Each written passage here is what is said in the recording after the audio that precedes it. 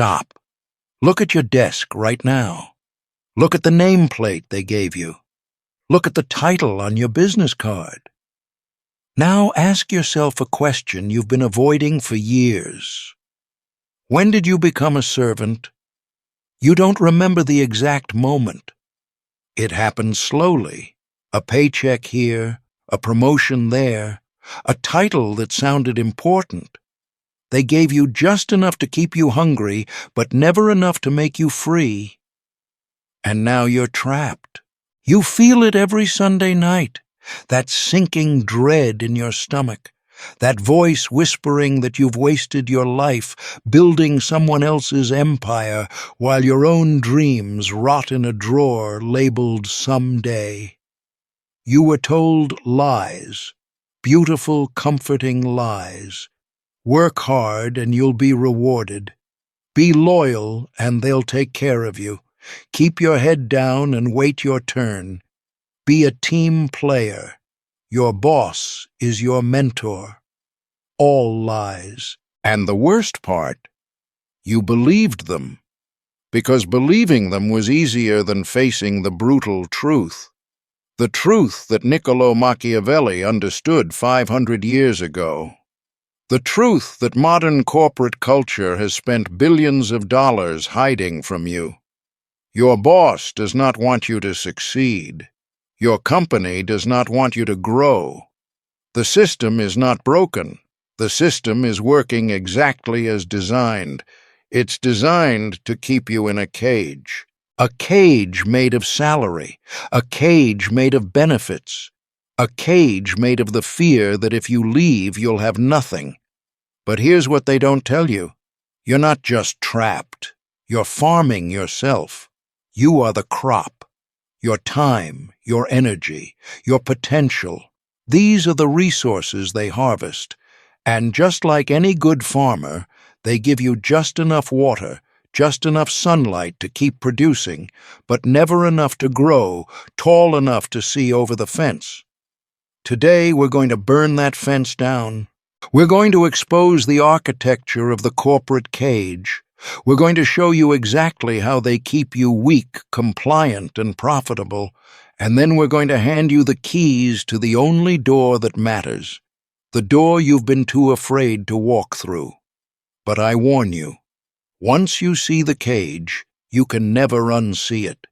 Once you understand the game, you can never go back to being a naive player. This is not self-help. This is self-liberation. And liberation is violent. Let's begin. You graduated. You were told you were special. You were told you had potential. They handed you a degree and said, "Now go change the world." And you believed them. So you put on the suit. You walked into the office. You shook hands. You smiled. You said, "Yes, sir," and "I'll get that done," and "I'm a team player." You thought you were climbing a ladder, but look closer. Look at the man 10 years ahead of you. Look at his eyes. Do you see freedom, or do you see exhaustion? Do you see power, or do you see a well-dressed slave who simply accepted his chains? That's your future, unless you wake up. The blue pill tells you that competence is enough, that if you're good at your job, you'll be recognized, that merit rises to the top like cream. Machiavelli would spit on this fantasy. He wrote, "Men judge generally more by the eye than by the hand, for everyone can see you, but very few have to feel who you are." Translation: it doesn't matter how competent you are, it matters how you are perceived. The incompetent man who controls perception will always outrank the genius who does not. You've seen it. The loudmouth in the meeting who contributes nothing but takes credit for everything. The politician who schmoozes with executives while you're drowning in actual work. The fraud who got promoted because he made the VP laugh at a company dinner. They didn't work harder than you. They played a different game, And you're still playing checkers while they're playing chess. Worse, you're playing their game by their rules on their board, and you wonder why you keep losing. The machinery of mediocrity. Let me show you the architecture of your cage. Your boss doesn't hate you. Your boss needs you, but not in the way you think. Your boss needs you competent enough to execute, but not confident enough to question. Smart enough to solve problems, but not wise enough to see the larger game.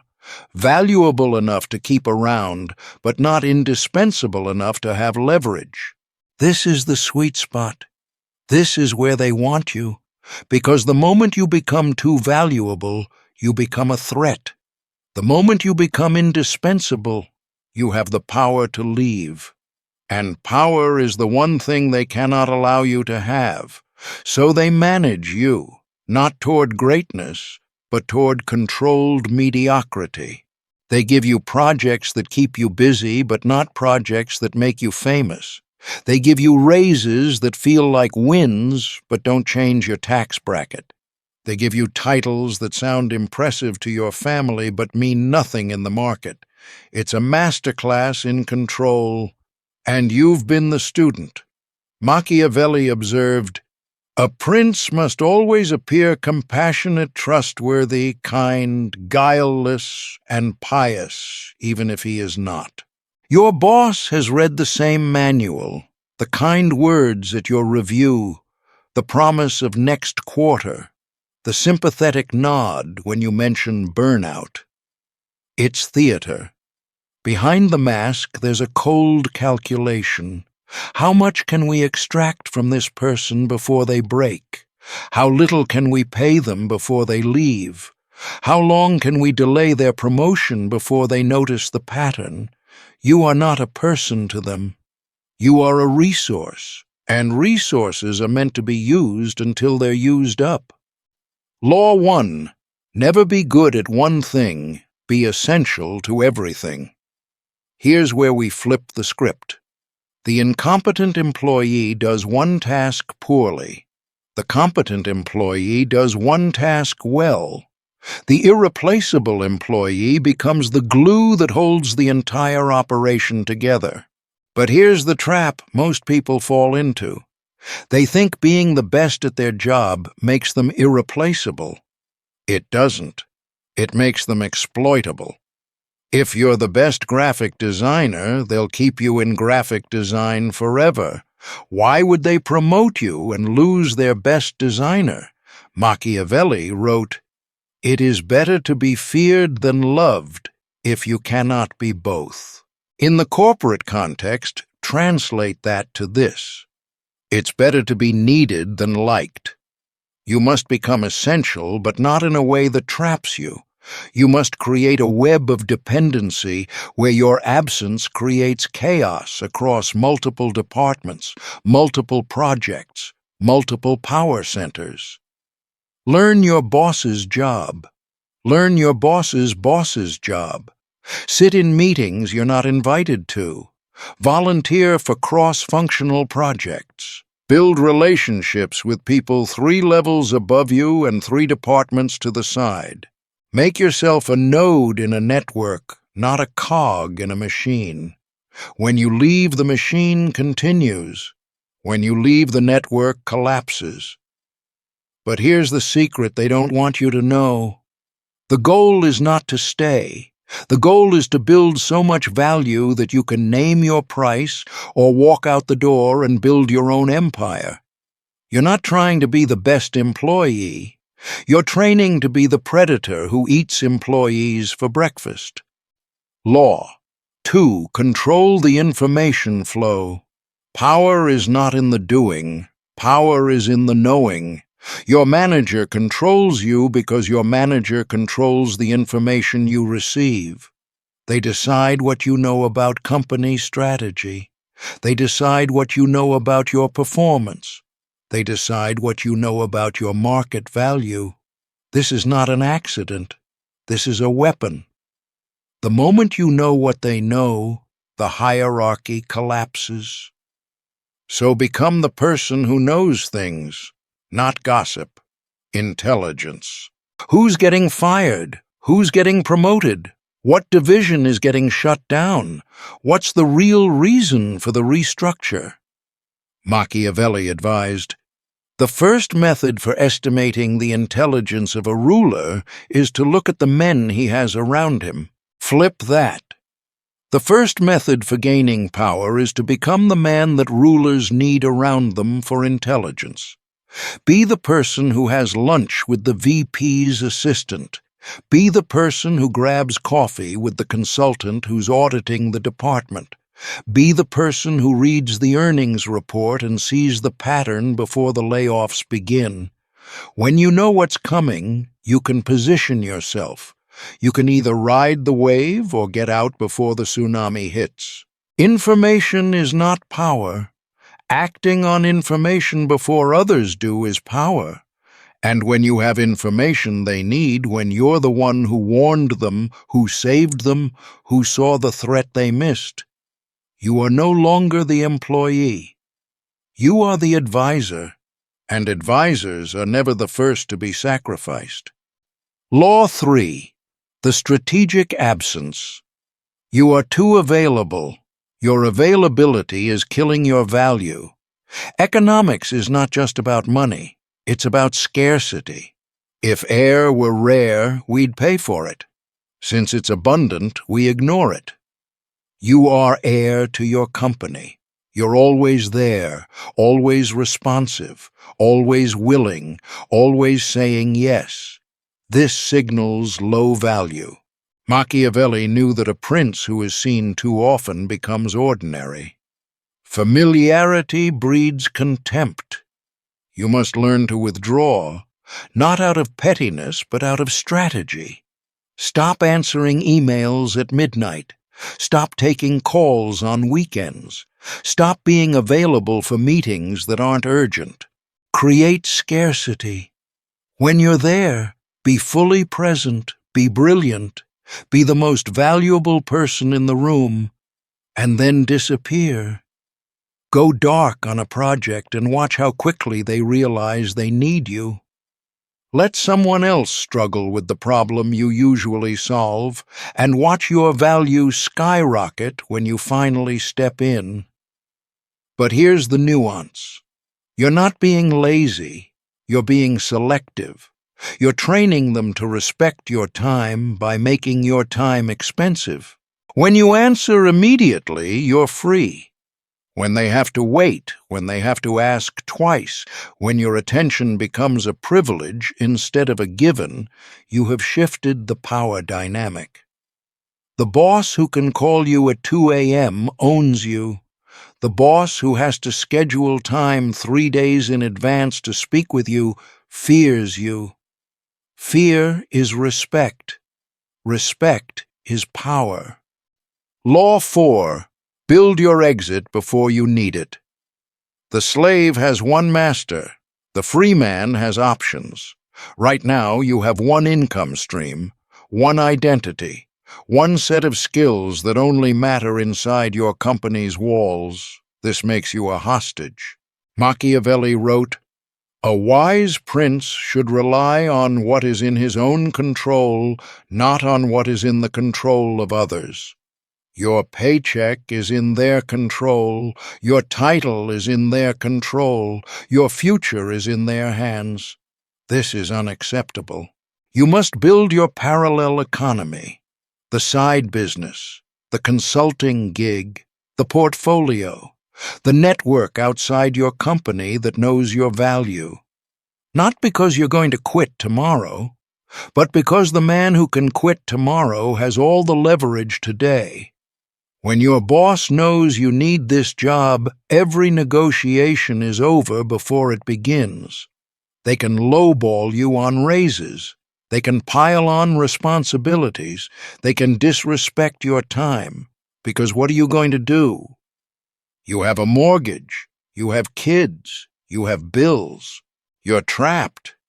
But when your boss knows, truly knows that you have 3 other companies who would hire you next week, that you have a side income that covers your rent, that you're not desperate, the entire script flips. Suddenly your raise gets approved. Suddenly your boundaries are respected. Suddenly you're in the meetings that matter. Not because you changed, because your leverage changed. Build in secret. Build in silence. And when your escape velocity is ready, you can either renegotiate from a position of strength, or you can walk out the door and never look back.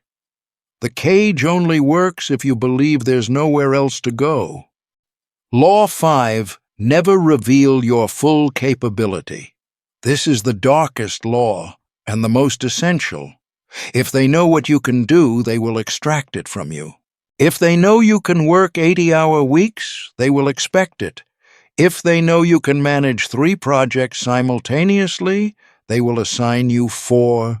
If they know you speak Mandarin, they will use you as a translator without paying you as one. Your full capability is a weapon, but if you fire all your bullets in the first battle, you have nothing left for the war. Machiavelli advised, never show your full strength.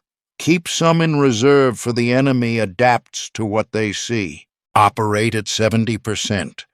80% if you're feeling generous. Keep the 20% hidden. Keep the reserve tank of energy, talent, and skill locked away where they can't access it. This serves 2 purposes. First, you never burn out. You always have gas in the tank. Second, when the crisis comes, when the emergency happens, when they're panicking, you can step in with your hidden reserves and look like a hero. The man who's always at 100% is expected to perform miracles. The man who operates at 70% and suddenly goes to 90% looks like a god. Manage the perception of your limits. Let them think they're getting your best. But always, always keep something for yourself, because the moment they know they've extracted everything from you, they will replace you with someone cheaper and hungrier. Law 6. The sovereign mindset. All the tactics in the world mean nothing if your mind is still in chains. You can control information, you can be strategically absent, you can build your exit. But if you're still thinking like an employee, you will always be one. The employee thinks, how do I keep this job? The sovereign thinks, how do I make this job need me? The employee asks, what do they want from me? The sovereign declares, this is what I will give. Take it or leave it. The difference is internal. It's a shift in identity. Machiavelli understood that power is not given. Power is assumed. The prince does not ask for the crown. He takes it, and the kingdom adjusts. You must kill the part of you that seeks permission, the part of you that waits to be chosen, the part of you that believes someone else holds the key to your future. No one is coming to save you. No promotion will make you free. No title will make you powerful. Power comes from the man who says, I do not need you more than you need me, and if you forget that I will remind you by leaving. This is not arrogance. This is self-respect at a level most people will never understand. When you walk into the office with this energy, when you sit in the meeting with the quiet certainty that you could walk out right now and be fine, everything changes. They feel it. They can't name it, but they feel it. And they either promote you to keep you, or they let you go because you're too dangerous to control. Either way, you win, because you've already decided you're not staying in a cage. The void at the top. Here's what they don't tell you about freedom. It's cold. When you stop being a team player, the team resents you. When you stop being available, people call you selfish.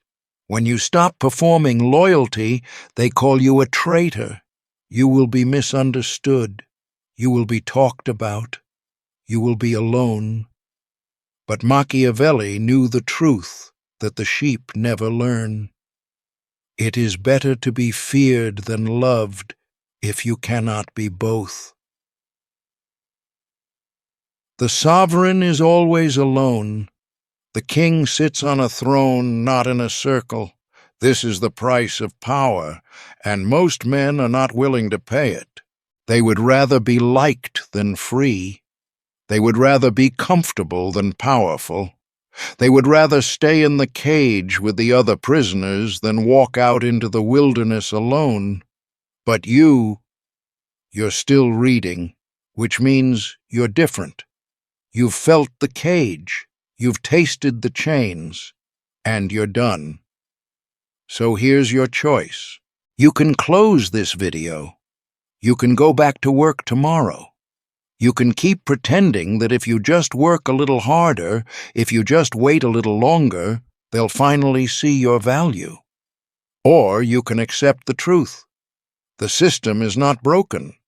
You were never supposed to win.